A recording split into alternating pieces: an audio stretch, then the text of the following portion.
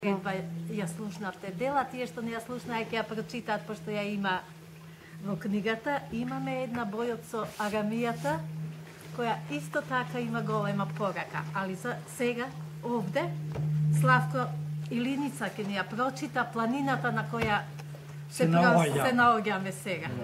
И што била дом на Самуил, неговите војници, така натаму. Сме на една од падините на Илиница. Инаку Илиница е широк поим цела вода. Па јас нема да ми замерите, овај ќе седи.